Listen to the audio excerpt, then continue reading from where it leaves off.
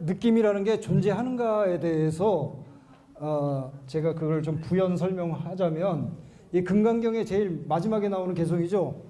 한번 같이 해볼까요? 일체유의법, 여로영여전, 여몽환포용, 응장여시관. 이게 다들 아시겠지만 다시 한번 새기자면 일체의 세속에 있는 법은 일체의 법이라는 게 뭐죠? 법이라는 게 그 말 그대로 법이에요. 그냥 진행되는 어떤 형식, 그죠? 그러니까 우리 세속에서 일어나는 어떤 모든 현상이라는 것이 여러 마치 이슬과 같이 역여전 번개와 그다음에 번개같이, 그죠? 그러니까 번쩍하는 것 같이, 그리고 또 마치 꿈과 같이, 그리고 포말과 같이, 영상과 같이, 그렇게 세상이 법계가 존재한다라는 거예요. 그렇게 마땅히 관을 해라, 그렇게 바라봐라, 그 얘기거든요. 이게 우리가 느낌이라는 것을, 고통이라는 것을 이렇게 관을 하다 보면 조견, 오온, 개공하다라는 거죠. 그게 뭐냐면 우리가 1초보다 더 빠른 상태로 그 현상을 바라보면 그죠? 그것이 저렇단 얘기예요. 환상과 같은 존재다라는 얘기예요. 그래서 느낌이라는 것도 그 범주에 속하는 거죠. 일체유의법에, 그죠? 일체유의법에 속하는 겁니다. 그래서 그 느낌에 속지 마라, 그런 얘기죠. 한마디로 얘기하면 그 느낌이라는 건 뭐예요? 우리가 그 오스트랄로피테쿠스로부터 호모 이렉투스로 해서 그다음에 신석기 시대의 그 유인원으로부터 호모 사피엔스에 이르기까지 진화와 생존에 유익하게 전개된 산물이다. 거기에 속지 마라. 그거를 이제 말씀드리는 겁니다.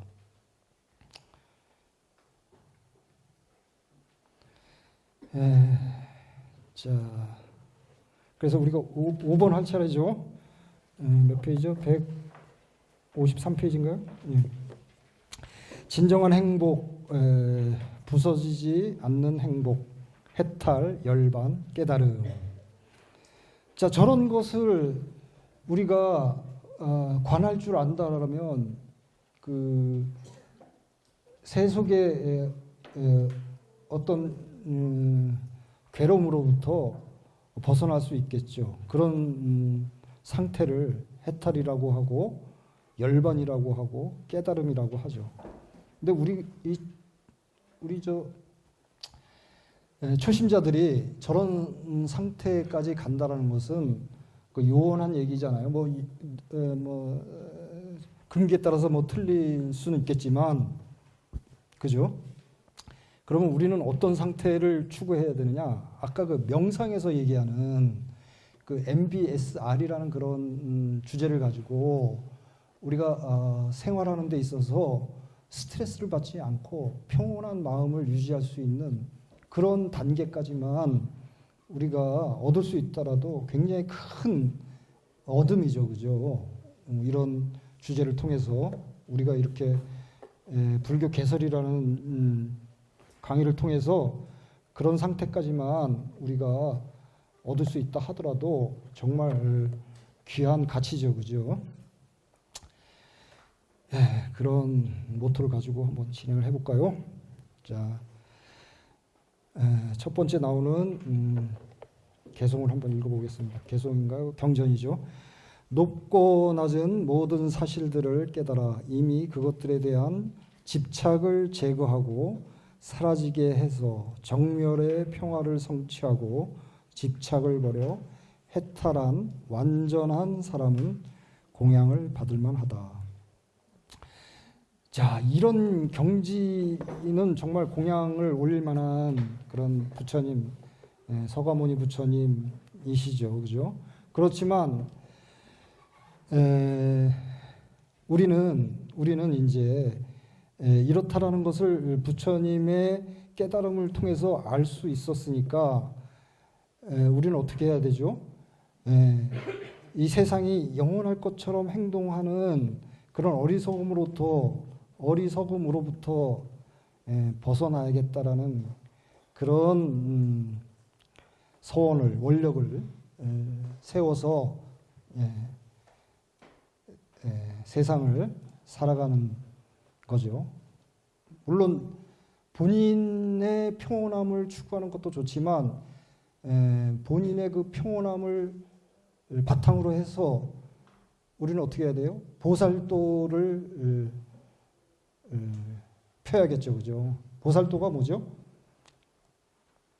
내가 평안한 그 깨달음을 바탕으로 중생을 구제하는 그런 행위, 그게 이제 보살도죠, 그죠? 봉사 많이 하시고, 그다음에 여러 그 육바라밀 아시죠? 보시지계 인욕, 정진, 선정, 그다음 지혜, 그런 바라밀을 내가 그때 우리 성지순례 갔다 오면서 그 버스 안에서도 말씀드렸는데 버스 그 한 4시간 이렇게 타고 오시는 것도 엄청 그 고통스러운 그런 거잖아요. 버스 안에서 이렇게. 그렇지만 그게 인욕바라밀이 될 수 있다는 거죠. 그죠? 자기가 마음을 어떻게 갖느냐에 따라서. 그 다음에 비를 맞으면서 그 11곳까지 올라가잖아요. 그러면 그 비를 맞는 가중에 그것도 인욕바라밀, 정진바라밀. 바라밀이 뭐죠?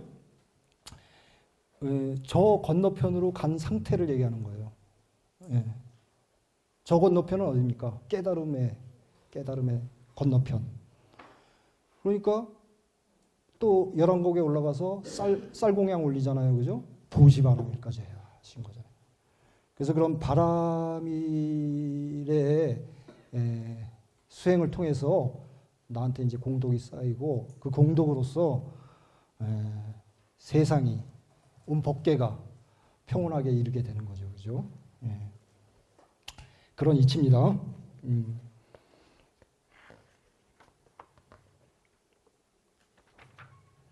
자, 뒷장을 보면 이제 자, 오른쪽 페이지에 보면 모든 것은 무상하여 생멸하나니 생멸 경계에 사라지면 열반락이네. 열반락이라네. 이 생멸이 이분법적으로 이렇게 존재하지 않는다고 제가 상호 의존적인 관계로서 존재한다고 말씀드렸잖아요. 그죠? 생과 멸, 그다음에 깨끗함과 더러움. 이렇게 우리는 세속에서 이렇게 판단을 하지만 있고 없음, 많고 적음, 그죠? 이런 손익을 따지고, 그다음에 옳고 그름을 따지고, 그러면 이분법적인 그런 사고지만 그런 세속적인 사고에서 벗어나서 정확하게 정견을 갖고 이런 모든 현상을 조견 잘 살펴서 바라보면 그죠?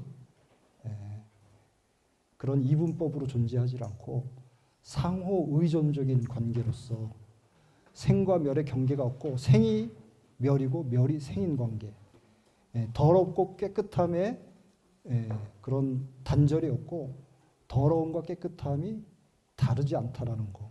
옳고 그름도 마찬가지죠. 그런 식으로 존재하는 그런 상태, 그거를 얘기하는 거죠.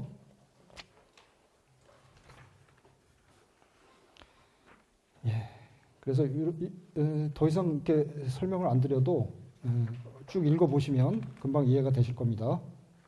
그래서 몇 장이죠? 5장, 아유, 이게 안 넘어가냐. 4장이 끝났고요. 5장으로서 이제 시작을 할 불자의 종교적 실천과 윤리.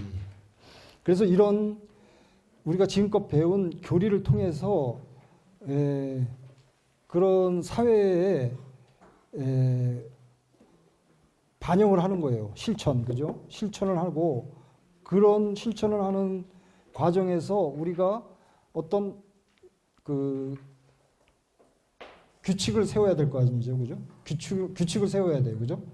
선을 이렇게 만들어 놔야 돼요. 그게 이제 윤리로서 표현이 되는 거죠.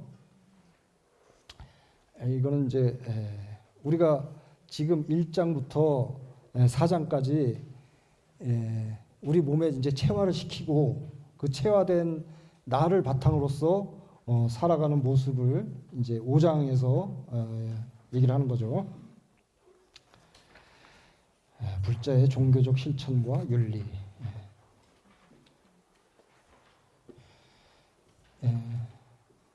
불살생과 생명 존중.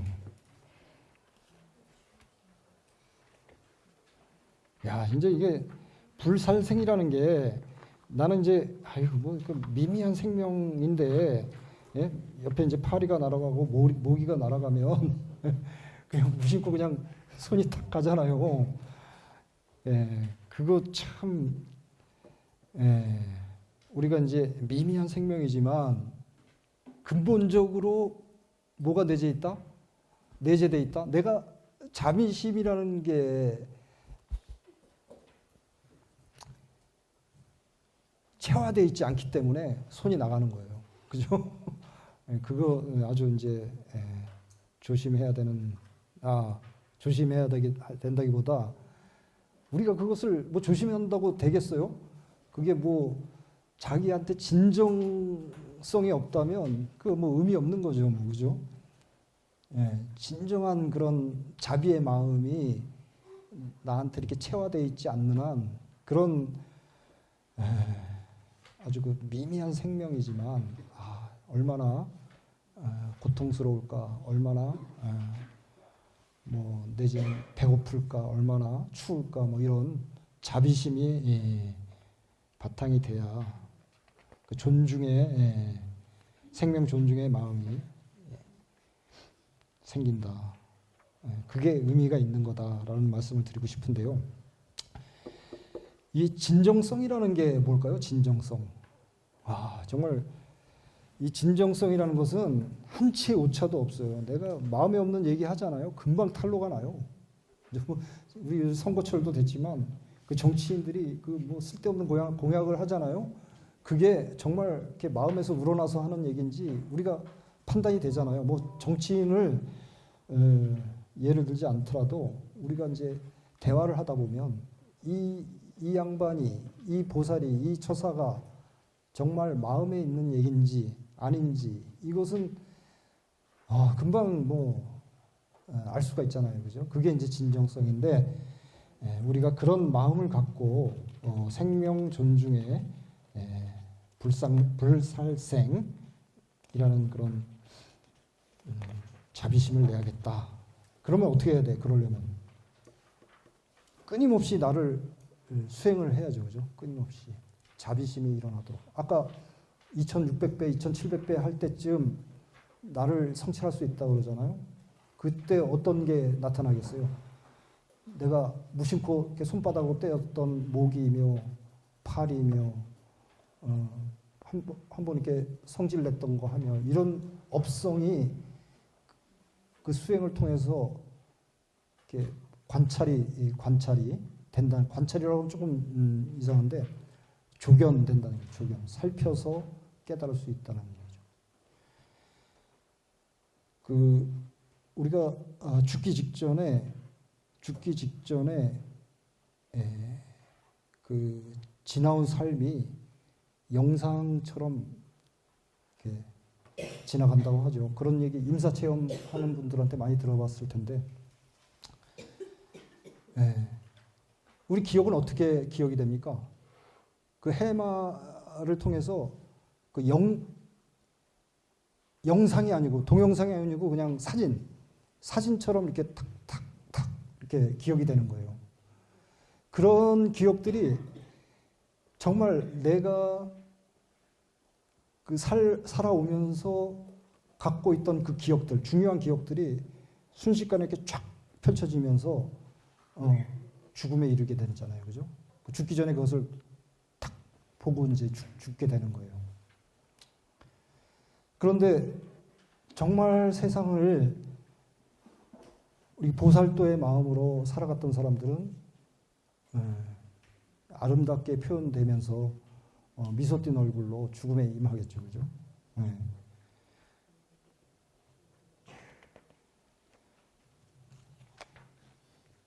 자, 그 뒷페이지 한번 볼까요? 한 방울의 물에서 84,000 생명을 본다. 범부는 눈이 있으나 그것을 보지 못하지만 천안을 지닌 자는 분명히 본다. 꿈틀거리는 모든 생명이 불성의 신령함을 지니고 있으니 두 번, 세 번 거듭거듭 걸러내는 것이 바로 수행이다. 그대여 한 방울의 물을 보더라도 어찌 천생명 만생명이 있음을 보지 못하는가. 이건 뭐 선원 청규에서 나온 얘기인데 이게 조금 이 천안을 지닌 자는 분명히 본다. 이게 지금 천안을 지닌 자가 결국에는 이제 수행력이 깊은 아주 그 견지에 이른 깨달은 사람을 얘기하는 거겠죠. 아마 부처님 예를 들자면 부처님이 이제 보리수 아래서 떠오르는 샛별을 보면서 이제 초선에 이르고 10시쯤에 밤 10시쯤에 초선에 이르고 2선에 이르고 3선 4선 해가지고 결국에는 무상정등각을 이루시잖아요. 그때 무상정등각을 통해서 생긴 그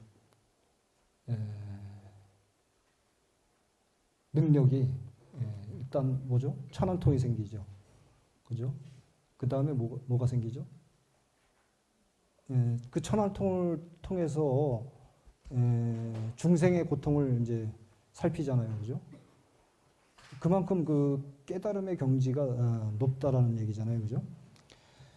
그 다음에 누진통은 이제 제일 끝이죠.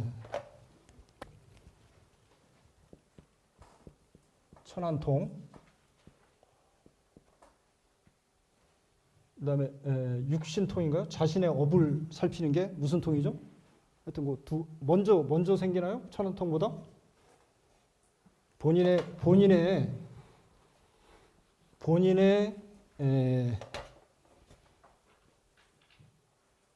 육신통이 아니에요. 생각이 안 나나 갑자기. 그 다음에 이제 천안통이 생기고,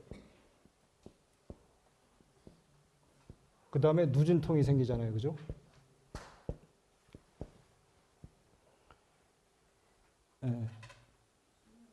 숙명통, 그렇지. 내가. 자.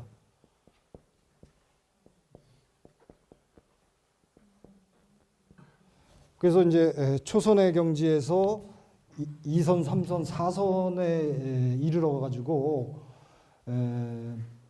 공무변처정, 식무변처정, 그 다음에 또 뭐죠? 이게 뭐 비상, 비비상 처정까지 이르기에 그런 깨달음의 경지에 가시고 나서는 이 숙명통을 처음에 이제 자신의 업을 보죠. 어디서부터 어디까지 보냐? 이 우주가 시작돼서 우주가 현재까지 있게 된 몇 억겁에 이르는 본인의 업을 갖다가 윤회의 업을 살피는 거예요. 그래서 어떻게 되죠? 자신을 이해를 하는 거예요. 자신을. 아까 그 2500배, 2600배쯤 하다 보면은 본인의 업성이 살펴진다고 얘기했잖아요. 그죠? 절을 통해서만 이루어지는 게 아니고 저런 참선이라든가 어떤 주력이라든가 이런 수행을 통해서 그 정진력을 바탕으로 저런 깨달음이 오는 거죠. 그리고 숙명통으로서 본인의 업성을 살피고 나서 그 다음에 이제 그 천안통으로서 이 중생계의 모든 범부들이나 어떤 뭐 식견자라든가 이런 모든 일면을 살필 수가 있는 그런 능력이 생기신 거죠. 그죠? 그래서 저 양반이 왜 저렇게 살아가는지를 이해를 하는 거예요. 그 사람의 업을, 윤회를 살폈기 때문에. 그러면 어떻게 됩니까? 결국에는 이 번뇌 진짜잖아요. 이게 누진통이. 이 번뇌로부터 벗어난다는 얘기예요. 이게 누진이라는 얘기가. 그럴 수밖에 없죠. 이해가 되니까 그 업성을 살피고 왜 저렇게 됐는지에 대한 핵심을 알게 되니까 그렇게 이해를 할 수밖에 없는 거죠. 벗어날 수밖에 없는 거예요. 번뇌로부터. 아유, 내가 무슨 얘기를 하다가 여기까지 왔지? 자, 그래서 자, 천안을 지은 자는 분명히 본다. 그러니까 자비심이 생길 수밖에 없다. 우리가 그런 자비심을 나한테 체화시키려면, 진정하게 체화시키려면 저런 수행을 통해서 나를 이해하고 그것을 바탕으로 상대를 이해하는 그런 경지까지 이르러야, 뭐 대단한 경지도 아니죠. 그죠? 3000배 하면 나타나요, 이게.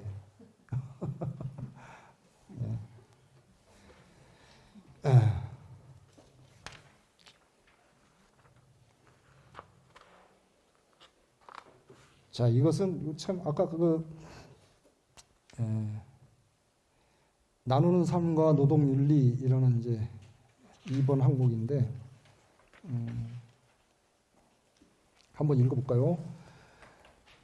주지 않는 것은 무엇이든 어디에서라도 그것을 가져선 안 된다. 빼앗거나 빼앗는 것도 묵인하지 말라. 주지 않는 것은 무엇이든 취해서는 안 된다. 이게 이제 도둑질 하지 말라라는 어떤 개 항목인데, 우리가 도둑질이라는 것은 훔친다라고 정의를 해버리잖아요. 근데 이게 훔치는 것을 떠나서 주지 않는 것이에요. 주지 않는 것. 더 범위가 더 넓어진 그런 개념이죠. 그죠? 그리고 내 생각으로서 어떤 물건을 보고 막 이렇게 탐심이 생긴 그 순간도 이게 해당이 될 수가 있어요. 그죠? 제가 말씀드렸던 신구의 삼업에서 벗어날 수 없다라는 거죠. 그죠? 생각 자체만으로도.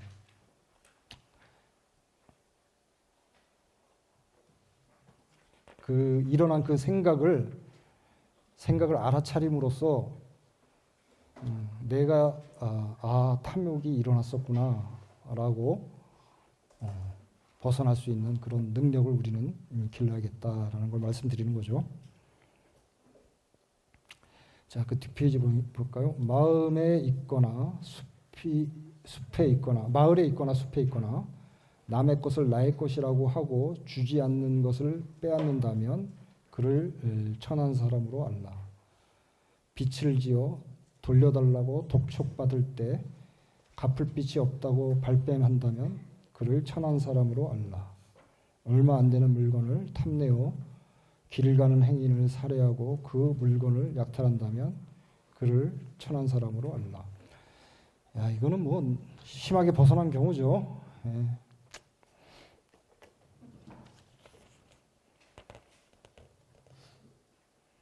자, 불자의 노동윤리. 하루 일하지 않으면 먹지 마라. 일일 부작, 일일 불식. 이건 선원의 청규죠. 이게 생각이 안 나네. 백장 스님. 근데 이제 우리가 사실 이제 우리 초기 불교 시간에도 좀 말씀을 드리겠지만 이 남방 불교하고 이게 대승 불교하고는 조금 많이 이렇게 차이가 있어요. 그럴 수밖에 없는 게 여러 우리가 부처님께서 이렇게 설법하신 그 순간에서부터 지금 2,500년이 지나왔잖아요, 그죠? 그 2,500년의 세월과 그 다음에 어떤 곳에 있는지 그 장소와 그 문화, 그 사회적인 배경에 따라서 여러 그 청규라든가 경장의 변화가 생깁니다. 중국에서는 어떻게 되죠? 이게 초기 불교 그 부처님 제세 시부터 그 초기 불교 남방 불교 그 쪽에서는 이게 불을 지필 수가 없어요. 지금도 그렇지만 남방 불교에서는 불을 지펴서 식사를 한다는 것은 그 계율에 어긋나는 거예요. 그게 단지 그냥 탁발에 의해서 생활을 해 나가야 되는 거예요. 그렇지만 우리 불교가 그 남방 쪽으로만 간 게 아니고 저쪽 그 티베트권을 넘어서 고비 사막을 건너서 이제 중국으로 왔잖아요. 그 실크로드 통해서. 그러면 그 중국에서는 어떻게 변화가 되냐면 산속에서 생활을 하게 돼요. 산속에서 생활을 하자면 이게 이런 아까 그 뭐예요? 일일 하루 일하지 않으면 먹지 마라. 이런 청규가 생길 수밖에 없는 거예요. 일을 해야 되는 거야. 그렇게 불교 문화가 바뀌는 겁니다. 그게 뭐 어디가 맞고 어디가 틀리다라는 그런 관점이 아니고, 그죠? 그 사회의 환경, 문화 이런 거에 의해서 지정학적인 관계에 의해서 그렇게 청규가 변한다라는 걸 말씀드리는 거죠.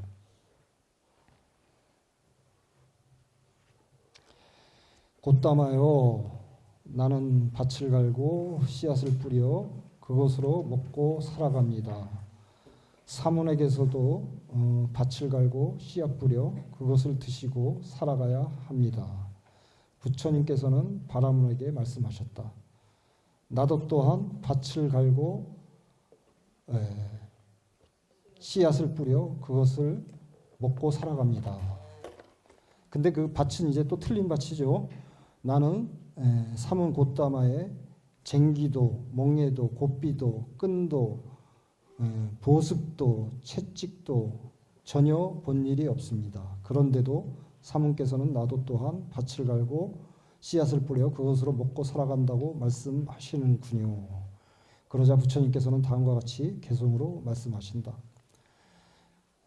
믿음은 씨앗, 고행은 때맞춰 내리는 담비, 지혜는 쟁기를 끄는 멍에, 뉘우치며 부끄러운 마음은 끌채가 되네. 바른 생각으로 스스로 보호하면 이것이 곧 훌륭한 몰입꾼이요. 몸과 입에 업을 잘 단속하고 알맞는 양만큼 먹을 줄 아네.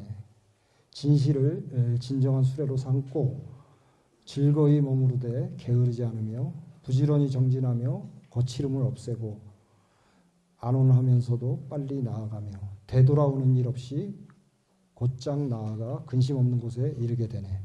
이와 같이 밭을 갈면 불사의 열매를 얻고 이와 같이 밭을 갈면 다시는 속박되지 않네. 자바암경에서 나오는 경구죠. 근데 이제 우리가 이런 그 개송은 사실 수행자에 해당되는 개송이에요. 근데 우리가 좀 구분해서 알아야 될 게 수행자와 그 다음에 제가자의 계율은 분명히 차이가 있습니다. 부처님께서 제가자는 어떻게 임하라고 그랬어요? 생활을 돈을 열심히 벌라고 하셨어요. 말씀을 돈을 열심히 벌되 거기에 애착을 갖지 말고 보시바라미를 하면서 그죠? 많이 벌어라 그렇게 말씀하셨어요. 지금 제가 그 말씀을 드리는 게 이게 분명히 비구들이 지켜야 해야 될 계율이 있고 그 다음에 제가 신도들이 지켜야 될 계율이 있는 거예요. 분명히 차이가 있으니까 거기에서 너무 이렇게 주눅드실 필요는 없다라고 말씀드리는 겁니다.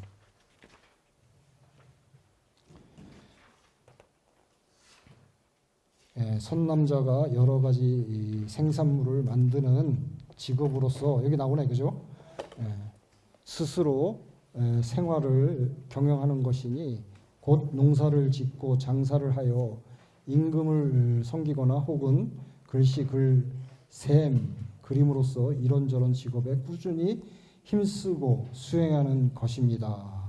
그죠? 아, 내가 이거 읽어보지 못했는데 바로 나와버리네. 그렇게 제 자신도 여러분께서는 생활에 임하시면 됩니다. 나누고 보시하는 삶. 아, 이거 아주 중요한 얘기죠. 자, 우리가 이제 아까 말씀드렸던 그 보시바라밀. 보시라는 게 이제 사실은 그 음사, 산스크리트어를 음사한 건데 공양을 올린다라는 거잖아요. 그죠? 그 공양의 많고 적음, 비싸고 싼 그런 차이, 그런 게 중요한 게 아니고 이 청정한 마음이 중요한 거예요. 내가 정말 소중한 자세로 임하면서 그 공양물을 부처님께 올리는 그 자세, 그게 중요한 거죠, 그죠? 그게 보시바라밀입니다. 그게. 그리고 또 어떤 마음이 있어야 돼요?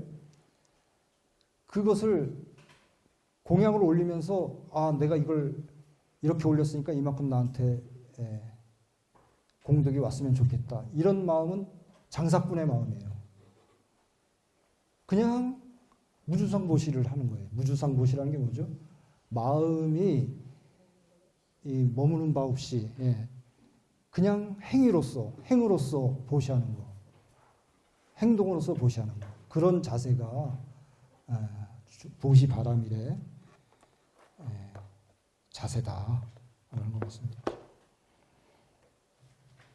결코 그 양과 귀하고 비싸고 싸고의 문제가 아니고 그런 청정한 마음이 중요하다는 걸 말씀드립니다.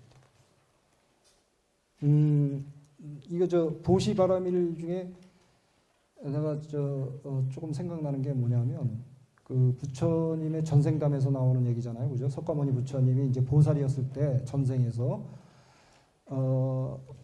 어떤 부처님이 오셔서 그 부처님한테 공양을 올리러 가는 중이에요. 그 석가모니 보살이 고타마 시달다의 전생담이잖아요, 그죠? 그러면 그 제일 우리가 이제 귀중하게 여기는 공양이 이제 꽃공양이었나 봐요, 그 시절에. 우리 이제 육법공양 할 때 그 꽃이 거기에 포함되어 있잖아요. 근데 꽃공양을 올려야 되는데 그 부처님이 오신다는 그런 얘기를 듣고 꽃이 이미 다 팔렸어요. 그 이제 어쩔 수 없이 이제 그 부처님한테 친견하려고 가는 중에 그 누구를 만나죠?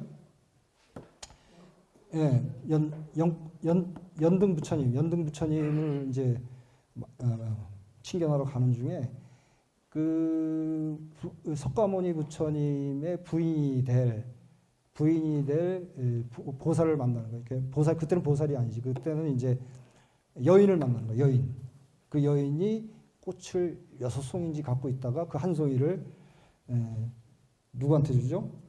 석가모니 부처님께 이제 보살한테 이제 주는 거예요. 이것을 올리라고. 그 인연으로 해서 그 석가모니 고타마 시달다 생애의 부부로서 그 인연이 성취된다. 그거를 좀 생각나서 말씀드렸는데 그렇게 공양이라는 것은 바라는 마음 없이 청정한 마음으로 보시하는 게 중요하다. 그런 말씀 좀 드렸습니다.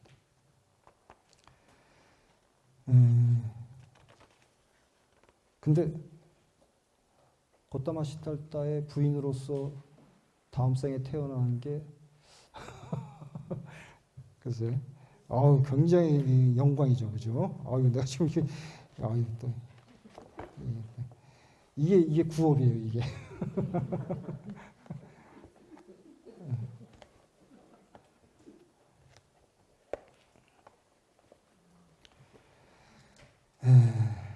자, 건강한 성윤리와 아름다운 인간관계. 성에 대한 불교의 가치관. 한번 읽어볼까요? 지혜로운 사람이라면 타오르는 불구덩이를 피하듯 청정하지 못한 성관계를 삼가라. 만일 청정한 부름을 닦을 수 없다 하더라도 남의 아내를 범해서는 안 된다. 내가 지금 글씨 안경을 쓰고 와야겠는지. 다시 한번 할까요? 지혜로운 사람이라면 타오르는 불구덩이를 피하듯 청정하지 못한 성관계를 삼가라. 만일 청정한 부름을 닦을 수 없다 하더라도 남의 아내를 범해서는 안 된다. 폭력으로 혹은 사랑에 빠져 친척이나 친구의 아내와 부적절한 관계를 맺는다면 그를 천한 사람으로 아십시오. 자, 그렇게 해야 되는 이유가 뭐냐면 결국에는 그 자기가 그 과보를 받는 거예요. 굉장한 과보잖아요, 그죠? 가정을 파탄내는 그런 과보가 결코 티끌 만한 과보겠습니까, 그게? 그죠? 남의 가정을 무너뜨렸는데 그 과보는 정말 어마어마한 과보가 되겠죠. 올바른 불교의 성윤리. 자, 그 오른쪽 페이지 한번 읽어볼까요? 땀 흘리는 자에게 바람처럼, 목마른 자에게 물처럼, 빛나는 여인이여 그대는 나의 사랑입니다. 병든 자의 약과 같고 배고픈 자의 음식과 같습니다. 선한 여인이여 타오르는 불을 물로 끄듯 내 사랑의 열병을 꺼주오. 그대에게 마음이 묶였으니 낚싯바늘을 삼킨 물고기처럼 내 마음을 되돌릴 수 없습니다. 아름다운 여인이여 나를 안아주오. 착한 여인이여 나를 품어주오. 마치 성자가 최상의 원만한 깨달음을 이루어 기뻐하듯 선한 여인이여 그대와 한 몸이 되면 더없이 기쁘겠습니다. 디가니까에서 나오는 경구인데요.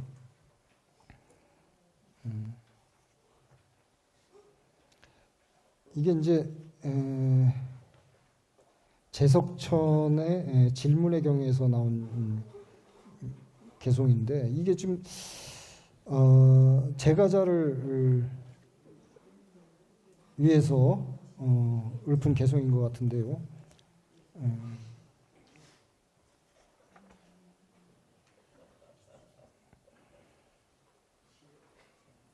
그 밑에 까만 글자도 한번 읽어볼까요? 이렇듯 사랑은 아름다운 것이다. 하지만 그 사랑은 서로가 행복해야 한다. 사랑이 성의 노예가 되지 않고 그것을 잘 다스린다면 사랑의 열매는 달콤하게 맺힐 것이다. 아이들도 아름다운 부부관계를 보고 훌륭한 인격으로 성장한다. 이 굉장히 중요한 부분인데 이거 정말 가정이 정말 화목하고 그 뭐랄까요, 아주 그 행복하게 유지되려면 제일 중요한 게 뭐냐 하면 부부가 서로 존중하고 아껴주는 거라는 그런 말씀이잖아요, 그죠? 이게 자식들은 부모가 사랑하는 그 모습을 보고 그것을 힘으로써 힘을 받고 아이들이 살아가는 거죠, 그죠? 아이들이 부모의 사랑을 보면서 자신이 이 존재를 깨달으면서 살아가는 거죠. 그러면 그 자존감이 저절로 생기겠죠, 그죠? 그런 얘기를 하는 겁니다. 그러니까 뭐 자식 교육 따로 할 필요가 없는 거예요. 그냥 서로 부부가 사랑해주면 자연스럽게 아이들이 교육이 되고 아이들이 성장해 가고 그렇다는 얘기를 하는 겁니다.